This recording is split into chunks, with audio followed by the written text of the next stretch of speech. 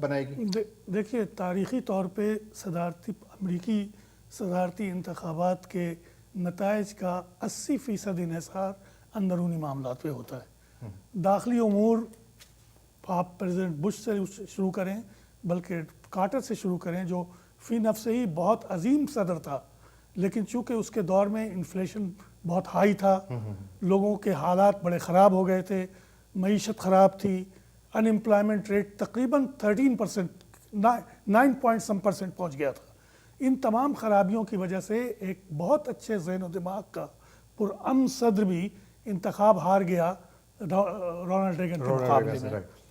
دوسرا مسئلہ جو ہوتا ہے وہ یہ ہوتا ہے کہ معیشت بنیاد رہی ہے شروع سے.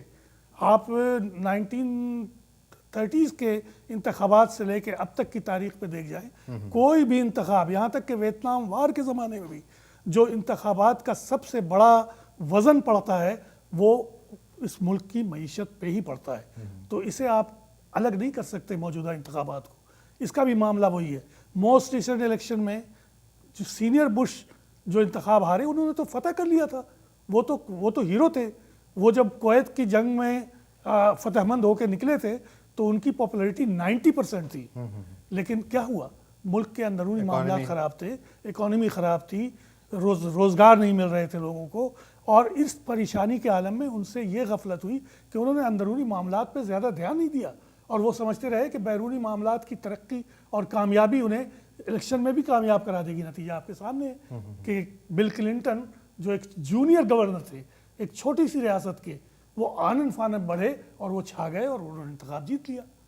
یہاں پہ کہنے کا، میرے کانٹے دار مقابلے سے کہنے کا میرا مقصد ہرگز یہ نہیں ہے کہ اس میں سے ایک امیدوار ضرور جیت جائے گا اور دوسرا امیدوار ضرور ہار جائے گا. یہ امکانات کی بات ہے. ٹھیک ہے، دونوں طرف معاملات ایسے ہیں. اس کی ایک شناخت جو میں نے بتائی تھی وہ حالات ہیں. حالات اور تاثر کیا ہے؟ اگر اس وقت انتخاب ہو جائے اور مٹ رومنی جیت جائے کسی کو کوئی حیرانی نہیں ہوگی. صدر اوباما جیت جائیں تو بھی کسی کو حیرانی نہیں ہوگی. اسی کو کہتے ہیں. اسفر، میں آپ کی طرف آؤں گا. آپ نے دونوں کنونشنز میں پارٹی کے ہر کیڈر کو تقریباً سنا، جونیئر لیڈر سے لے کر ٹاپ لیڈر تک ہر ایک کو سنا. اگر ان انتخابات، نسیم اختر صاحب کہتے ہیں کہ اکانومی رول پلے کرے گی، اس میں کوئی شک نہیں ہے کہ اکانومی رول پلے کرے گی، لیکن ایک بہت بڑا سوال یہ بھی اٹھایا جا رہا ہے کہ کیا ایک اچھا اکانومسٹ جو کہ دنیا سے بے خبر ہے وہ دنیا کے لیڈر کو بحیثیت ایک اتنی بڑی قوم اور اتنی بڑی معیشت کے دنیا کو لیڈ کر پائے گا؟ کیونکہ امریکی صدر کے بارے میں تاثر یہ ہوتا ہے کہ he is leading the world. So is he ready for that? Did you see, آپ نے جب وہاں پر آپ بیٹھے، کیا آپ نے ایسا کوئی تاثر نظر آیا کہ ریپبلکنز امریکہ کو لیڈ کرنے کے لیے تیار ہیں فارن پالیسی کے اوپر؟ نہیں، بالکل نہیں. ایسا جو ایک دیکھیں، میرا خیال ہے کہ جو امریکی ووٹرز ہیں اس کو اس بات کی بھی پرواہ نہیں ہے کہ اس کا بین الاقوامی، جو اکثریت کا ووٹر، سب کی بات نہیں کر رہا، کہ بین الاقوامی کردار امریکہ کا کیا ہوگا. مجھے جو ریپبلکنز کے کنونشن میں مجھے کوئی خاص پروگرام نظر نہیں آیا معیشت کی بحالی کے لیے. ان کے جذباتی نعرے ہیں اور وہ جو عالمی صورتحال کو کی بنیاد پر وہ شاید گین کرنا چاہتے ہیں. لیکن فارن پالیسی پر آپ کو کیا نظر آیا؟ پھر فارن پالیسی پہ ان کا جو عزائم نظر آتے ہیں وہ ایسا محسوس ہوتا ہے کہ دنیا اور زیادہ جنگ و جدل کی طرف جائے گی. ٹھیک ہے، جبکہ ان کے مقابلے میں جو ڈیموکریٹس نے دیا ہے، اور آپ ان کے بل کلنٹن کی تقریر سنیں، سب سے زیادہ جامع اور سب سے زیادہ اعداد و شمار کے ساتھ جو تصویر تھی، تقریر میرے خیال ہے شاید اوباما سے بھی بہترین تقریر بھی انہوں نے کی، اور وہ ایک بہترین سپورٹر ہے اوباما کے.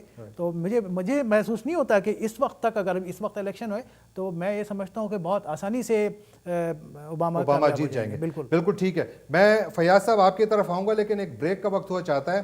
ناظرین، ہم ایک چھوٹی بریک کے بعد واپس آتے ہیں. پلیز اسٹے ود اس.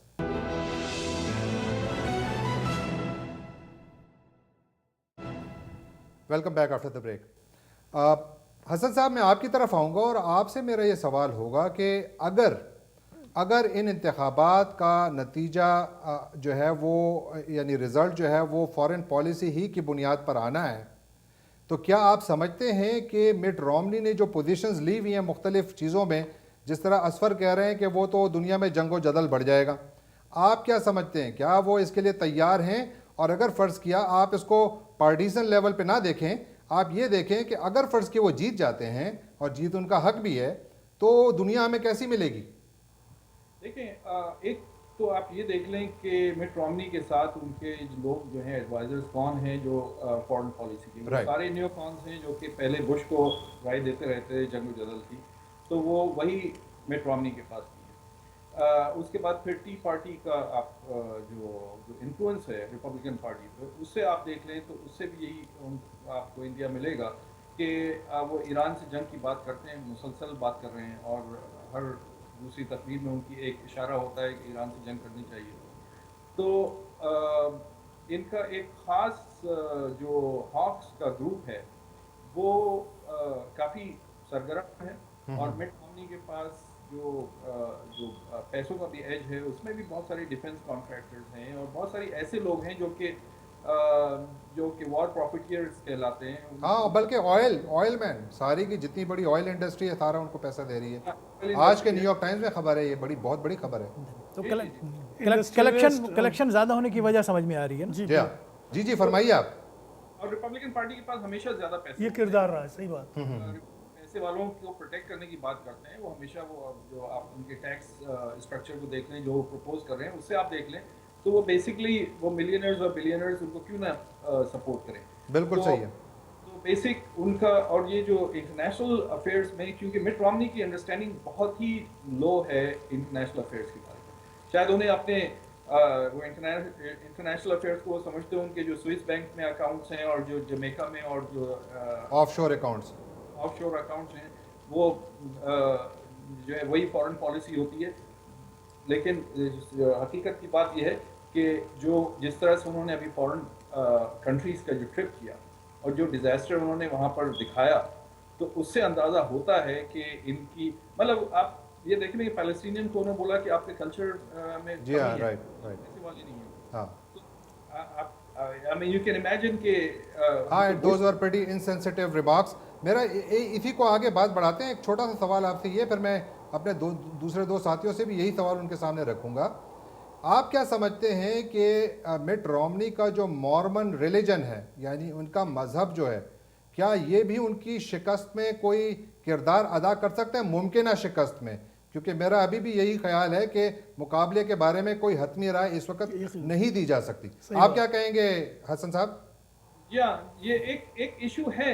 دیکھیں، اگر یہ ہوتا یہ کہ اگر ڈیموکریٹک پارٹی کی طرف سے کوئی مورمن کینڈیڈیٹ ہوتا تو یہ بہت بڑا ایشو بنتا، لیکن ریپبلکن پارٹی کی طرف سے، کیونکہ ڈیموکریٹس یہ ایشو ریز نہیں کرتے ہیں، ڈیموکریٹس کے جتنے بھی میں نے ایونٹس میں نے دیکھے ہیں وہ سب یہی بولتے ہیں کہ ایک منارٹی فیتھ کا آدمی اگر پریزیڈینشیل کینڈیڈیٹ بنتا ہے تو یہ ایک اچھی بات ہے، خوشائن بات ہے۔ نہیں، وہ تو امریکن کلچر میں بھی یہی طریقہ ہے، لیکن ویسے وہ پہلی ٹرم میں جب کوشش کی تھی تو ہارے اسی وجہ سے تھے، عام خیال یہی تھا۔